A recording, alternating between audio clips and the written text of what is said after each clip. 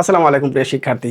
ইতিহাসে কোন এমসিকিউগুলো আমি সরাসরি কমন পাবো, চলো সেটা একটু দেখে আসি। দেখো, এই কোশ্চেনটা কুমিল্লা বোর্ডে 19-এ আসছে, আবার এখানে দেখতে পাচ্ছি বরিশাল বোর্ডে 22, দিনাজপুর বোর্ডে 23-এ আসছে। তার মানে 19, 22 এবং 23 তিনটা বোর্ডে রিপিট করেছে। তোমার বোর্ডে কেন আসবে না? এই বছর আর সময় সবচেয়ে বেশি। এই জন্য প্রশ্নটা কি, মিশরীয়রা বিজ্ঞান চর্চায় আগ্রহী ছিল কেন? উত্তর ছিল ধর্মীয় কারণে তারা বিজ্ঞান চর্চায় আগ্রহী ছিল। রাইট? তাহলে মাথায় রাখতে হবে কেন এই প্রশ্নগুলো আমরা সবচেয়ে বেশি বারবার পড়বো। এরপরে যদি আমরা আরো কয়েকটি বোর্ড কোশ্চেন দেখি, সেটা হচ্ছে মিশরীয়রা পিরামিড তৈরি করতো কেন? এই যে মৃতদেহ অক্ষত রাখার জন্য। এইটা 19-এ আসছে, 25-এ আসছে, 24-এ আসছে। 24-এও রিপিট হয়েছে, 25-এও রিপিট হয়েছে। তোমার বোর্ডে কেন আসবে না? তাহলে এই যে প্রশ্নগুলো বারবার যেটা রিপিট হচ্ছে সেটাকে সামনে রাখা, যেটা এক বা দুইবার আসে সেটাকে তারপরে রাখা, এরপরে টেস্ট পেপারে যে প্রশ্নগুলো বারবার রিপিট হয়েছে সেটাকে রাখা। যেমন দেখতে পাচ্ছ, এটা 22-এ আসছে দুটো বোর্ডে, 24-এ আসছে এবং 25-এও আসছে। তার মানে বিগত সালের বোর্ড কোশ্চেনগুলো পড়লে আমরা কিন্তু কমন পেতে পারি। কিন্তু কোন প্রশ্নগুলো পড়লে? বিগত সালের বোর্ড প্রশ্ন পড়লে তো অনেকগুলো হয়ে যায়, প্রায় 1000-এর মতো হয়ে যায়, কিন্তু সেখান থেকে 285টা নির্বাচন করা খুবই কষ্টসাধ্য একটা কাজ। এখানে দেখতে পাচ্ছ কি, অপারেশন সার্চলাইটের নীল নকশা তৈরি করে কে? সেটা হচ্ছে দেখতে পাচ্ছি 1 আর হচ্ছে 3 নাম্বারে। এক নাম্বার কিন্তু টিক্কা খান আর হচ্ছে রাও ফরমান আলী, এই দুইজন। এই অপশনটা অনুযায়ী উদ্দীপক নির্ভর প্রশ্ন, এই টাইপের প্রশ্নগুলো তুমি সরাসরি কমন নাও পেতে পারো। এই টাইপের কোশ্চেনগুলো কি করবে, আমাদের যেমন এই অ্যান্সারটা হচ্ছে না, এখানে অন্য কারো নাম দিল যেটা অ্যান্সার হতে পারে 1, 2, 3, এখানে স্টুডেন্টটা ভুলটা করে। ওকে, নেক্সট কোশ্চেনটা হচ্ছে হায়ারোগ্লিফিক কি? এটা 19-এর প্রশ্ন, 20-এ আসছে, 21-এ আসছে, 24-এ আসছে। এটা হচ্ছে চিত্রলিপি। চমৎকার না? এই বোর্ড প্রশ্নগুলো সবার আগে পড়তে হবে। এখন এটা তো সিরিয়াল করে দেয়া নাই, কিন্তু আমার সাজেশনে শুরুতেই দেয়া আছে। নেক্সট, এবার আসি স্কুলে। দেখতে পাচ্ছি আমাদের নাম করা যে স্কুলগুলো আছে সেই স্কুলে দেখতে পাচ্ছি এটা আসছে। আজকে স্কুলের নাম লিখে দিয়েছে, তোমরা খুঁজলে পেয়ে যাবা। সেটা কিরকম, প্রাচীন বাংলায় মাছ ন্যায় কত বছর স্থায়ী ছিল? উত্তর ছিল প্রায় 100 বছর। তাহলে টেস্ট পেপারে এই প্রশ্নগুলো আসছে। এটা আমার জন্য ইম্পর্টেন্ট, কোনো বোর্ডে আসে নাই, বাট টেস্ট পেপার স্কুলের কোশ্চেনগুলো দেখতে পাচ্ছি, এটা পড়তে হবে বারবার, এগিয়ে থাকবে সবার চেয়ে। এরপরে দেখতে পাচ্ছি পরে যে কোশ্চেনটা, আবার দেখতে পাচ্ছ মিশরীয়দের লিখন পদ্ধতির নামটা কি? চিত্রলিপি। এটাও দেখতে পাচ্ছি এই স্কুলগুলোতে আসছে। এই যে বারবার যে রিপিট কোশ্চেনগুলো হচ্ছে, এটা তোমার জানা দরকার। তাহলে এখন বাকি রইল কি, সৃজনশীল। সৃজনশীল অংশ আমি কি পড়বো? আমি 7 থেকে 8টা করে সৃজনশীল প্রশ্ন পড়বো, এবং কোন টপিকটা আমাকে পড়তেই হবে, যেটা পরীক্ষার জন্য খুবই ইম্পর্টেন্ট। শুধু 7 থেকে 8টা করে সৃজনশীল প্রশ্ন দিলে হবে না, কোন টপিক বেস করে সেই সৃজনশীল প্রশ্নগুলো ক্রিয়েট করা হয়েছে, এতে করে সম্পূর্ণ অধ্যায়টা কাভার হয়ে যাবে।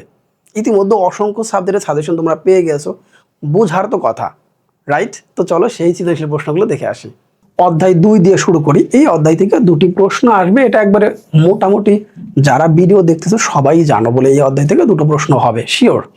অধ্যায়টা অনেক বড়, কিন্তু অনেক বড় হওয়া সত্ত্বেও আমি যদি শুধু এইটা মেনটেন করে পড়াশোনা করি, সৃজনশীলে গ্রিক সভ্যতা, মিশরীয় সভ্যতা এবং সিন্ধু সভ্যতা, কোনটা কোন সভ্যতা সেইটা যদি আমি প্রথমেই জানতে পারি, এবং এই 3টা সভ্যতার আলোকে আমি পড়বো, এটা আমি 1 নম্বরে রাখবো, কারণ এটাই থেকে এই বছর পরীক্ষায় সবচেয়ে বেশি বোর্ডে প্রশ্ন আসবে। তাহলে 1 নম্বর, 2 নম্বর, 3 নম্বর, এই 3টা সভ্যতা সবার আগে আমি পড়বো। কোশ্চেনের উদ্দীপক দেখলে যেন বুঝতে পারি, হ্যাঁ এটা গ্রিক সভ্যতার কথা বলা হচ্ছে, এটা মিশরীয় সভ্যতার কথা বলা হচ্ছে, এটা যেন বুঝতে পারি। এই 3টা সভ্যতার আলোকে আমি এখানে টোটাল প্রশ্ন দিয়েছি কয়টা? 7টা। তুমি এই 7টি প্রশ্ন পড়ে দেখো। এই 7টি প্রশ্ন উদ্দীপক পড়লেই, উদ্দীপক পড়ার সঙ্গে সঙ্গে আমি যদি এখানকার টপিকগুলো কানেক্ট করতে পারি, এটাই হচ্ছে এক্সামের প্রশ্ন কমন, এটাই হচ্ছে ডিরেক্ট কমন বলা হয়। এই কোশ্চেনগুলো পড়ে আমি যদি সঙ্গে সঙ্গে এই টপিকগুলোর সাথে কানেক্ট করতে পারি, এই যে কানেক্ট লেগে গেল, তার মানে আমি এক্সামে খুব ভালো মতো করে আনসার করতে পারবো।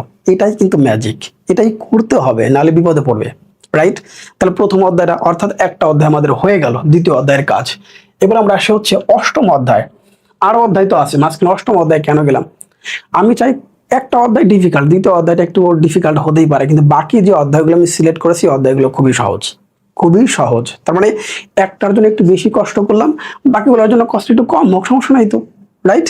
চিন্তা করে দেখো, পলাশী যুদ্ধের নবাবের পরাজয়ের কারণ আমরা কম বয়সে অনেকেই জানি, জানি তো মনে হয়, এবং হচ্ছে যুদ্ধের ফলাফল বিশ্লেষণ করলে কি পাওয়া যাচ্ছে। নেক্সট, বক্সারের যুদ্ধের অনিবার্য কারণ এবং যুদ্ধের ফলাফল, লাস্টে চিরস্থায়ী বন্দোবস্তের প্রভাব। এই 3টা টপিকের উপরে গুরুত্ব দাও সৃজনশীলের জন্য। আমি শুধু বোর্ড কোশ্চেন তোমার জন্য লিখে দিচ্ছি না, তোমার জন্য সর্বোচ্চ অ্যানালাইসিস করে টপিকগুলো নির্বাচন করে দিচ্ছি, যেটা এই মুহূর্তে তোমার হচ্ছে প্রয়োজন। এখন এই 3টা টপিকের আলোকে আমার কাছে সৃজনশীল প্রশ্ন আছে কয়টা? 7টা। চিন্তা করে দেখো 7টাই কিন্তু আছে। সেটা কি কি? ঢাকা 25, যশোর 25, দিনাজপুর 25, চট্টগ্রাম 25, যশোর আবার 24, ময়মনসিংহ 24 এবং হচ্ছে রাজশাহী 20। এই প্রশ্নগুলোর উদ্দীপক দেখলে আমি যদি এখানকার কোনো ঘটনা মনে পড়ে যায়, এটাই হচ্ছে সাকসেস এক্সাম হলে গিয়ে। হ্যাঁ, আমি এটা পারি তো, এবং এইভাবেই পড়তে হবে। মূল বই অংশ পড়বো, সৃজনশীল প্র্যাকটিস করব। এক্সট্রা সৃজনশীল প্রশ্ন প্র্যাকটিস করে সময় নষ্ট করো না এখন আর, just focus on focus exam. আচ্ছা, তাহলে আমাদের এই অধ্যায়টা হয়ে গেল। এরপর আমরা দেখতে পাচ্ছি অধ্যায় হচ্ছে 9। এই অধ্যায়টাও সহজ, এই অধ্যায়ের টপিকগুলোও খুব সহজ, খুব ডিফিকাল্ট না, জাস্ট পড়তে হবে, সময় দিতে হবে। আর্টসের শিক্ষার্থীরা তো অবশ্যই পড়তে পারে, রিডিং কেন পড়তে পারো না? বারবার অবশ্যই রিডিং পড়বো, রাইট? দেখতে পাচ্ছ ফরাজি আন্দোলন এবং সে নীল বিদ্রোহ, কম বেশি 2 থেকে 3 বার পড়লে এটা মুখস্থ হয়ে যাবে, এটার মূল ঘটনাটা আমাদের মুখস্থ হয়ে যাবে। নেক্সট হচ্ছে কি? রাজা রামমোহন এবং সে বেগম রোকেয়া, এই দুটো নিয়ে পরীক্ষায় সবচেয়ে বেশি প্রশ্ন হয়। তিতুমিরের সংগ্রাম, হাজী মোহাম্মদ মহসিন, ঈশ্বরচন্দ্র বিদ্যাসাগর, লাস্টে ফকির সন্ন্যাসী আন্দোলন। লাস্টে এই টপিকগুলো থেকে সৃজনশীল প্রশ্ন খুব একটা ইদানিং আসে না, বাট রাজা রামমোহন রায় এবং বেগম রোকেয়া দুইটাতে একটা সবসময় থাকবেই। তাহলে আমি তো জানি আমার এই টপিক থেকে পরীক্ষা আসবে, তাদের অবদানটা কি, তারা কি কাজ করেছিলেন, মনে রাখতে পারবো না। এখন এই টপিকগুলো আলোকে আমি সৃজনশীল প্রশ্ন দিয়েছি আবার হচ্ছে কয়টা? 8টা। তাহলে 7 থেকে 8টা করে সৃজনশীল প্রশ্ন দিয়েছি। এইটা কিন্তু ম্যান্ডেটরি না, এইটা পড়ে আমি এই টপিকগুলোর সাথে কানেক্ট করতে পারি কিনা, এটা হচ্ছে মেন। তার মানে এক্সামে তুমি ডিরেক্ট প্রশ্ন কমন পাবে, এটাই তোমাকে জানাচ্ছে। অর্থাৎ এই অংশটার উপর গুরুত্বটা বেশি থাকবে। ওই 8টা 10টা করে বোর্ড পড়লে সরাসরি কমন পাবো তা কিন্তু না। এইটা পড়লে ওই 8টা 10টার প্রশ্ন যদি আমি ভালো মতো প্র্যাকটিস করতে পারি, বুঝতে পারি, এটাই হবে সাকসেস এক্সাম হলে গিয়ে। আমরা পরের অধ্যায়টা একটু দেখতে চাই। দেখতেই পাচ্ছ 13 অধ্যায়, সত্তর নির্বাচন এবং হচ্ছে মুক্তিযুদ্ধ। মুক্তিযুদ্ধে নারীদের বা প্রবাসী বাঙালি বা বিদেশি গণমাধ্যমের ভূমিকা, 7 মার্চের ভাষণ, অসহযোগ আন্দোলনের চূড়ান্ত পর্যায়। এই অধ্যায়টা কেন সিলেক্ট করলাম? এই অধ্যায় থেকে একটা প্রশ্ন মাস্ট আসবেই, দুটো আসতে পারে, এই জন্য এই অধ্যায়টা সিলেক্ট করা। অনেকে হয়তো এই অধ্যায়টা দিবে না, বাট আমি তোমাকে পড়তে বলবো, অবশ্যই তুমি এই অধ্যায়টা এখন পড়বে। ওকে, সৃজনশীল প্রশ্ন রাজশাহী, চট্টগ্রাম, কুমিল্লা, যশোর, দিনাজপুর এবং ঢাকা। এই কয়েকটা টপিকের উপরে বেস করে এই মাত্র 6টি প্রশ্ন। তাহলে গড়ে 4টা অধ্যায় থেকে আমি 7টা করে প্রশ্ন দিয়েছি মাত্র, কিন্তু সেটা কিন্তু মেন ফোকাস না। মেন ফোকাস ছিল এই টপিকটা তুমি পড়ছো কিনা মূল বই থেকে। যদি এটা পারো, ইনশাল্লাহ এক্সাম হলে গিয়ে একেবারে বলে আমরা টোটালি কানেক্ট হয়ে যাবে ইনশাল্লাহ। এখন বাকি হলো কি? এসকিউ, সংক্ষিপ্ত প্রশ্ন। এটার জন্য একটু বেশি পরিশ্রম করতে হবে, যেহেতু এই টপিকটাই বছর নতুন। তারপরে আমি যেভাবে ক্রিয়েট করে দিয়েছি, আমি নিশ্চিত আমার কোনো শিক্ষার্থী এক্সাম হলে গিয়ে নিরাশ হবে না। এই বছর এই টপিকটা নতুন, আমি প্রত্যেকটা ভিডিওতে স্কুলগুলো হাইলাইট করে দেই। যারা টেস্ট পেপার কিনেছো খুবই ভালো, কেনাটা অবশ্যই প্রয়োজন, যেহেতু নতুন টপিক একটা অ্যাড হয়েছে। এই কোশ্চেনগুলোর তো নির্দিষ্ট কোনো বোর্ড প্রশ্ন নাই, কারণ তোমরা ফার্স্ট পরীক্ষা দিচ্ছ। ঠিক, এখন এই স্কুলের প্রশ্নগুলো যদি আমি প্র্যাকটিস করি, পাশাপাশি আমি তো ওই যে মূল বই ওই টপিকটা পড়েছি, পাশাপাশি ওই সৃজনশীলের খ এবং গ আমি পড়েছি, দেখবো এখান থেকে প্রশ্ন কমন পড়ে গেছে। তোমার 5টি প্রশ্ন এখান থেকে কমন পড়বে, যেভাবে যে বোর্ডের শিক্ষার্থী হও না কেন ইনশাল্লাহ কমন পড়ে যাবে।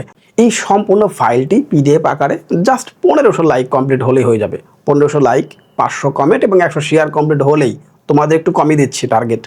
দেখবা এই ভিডিওর প্রথম কমেন্টে যারা ইউটিউব চ্যানেল থেকে দেখতেছো পেয়ে যাবা, আর যারা ফেসবুক পেজ থেকে দেখতেছো তাদের জন্য আলাদা পোস্ট করে দেব, রাইট?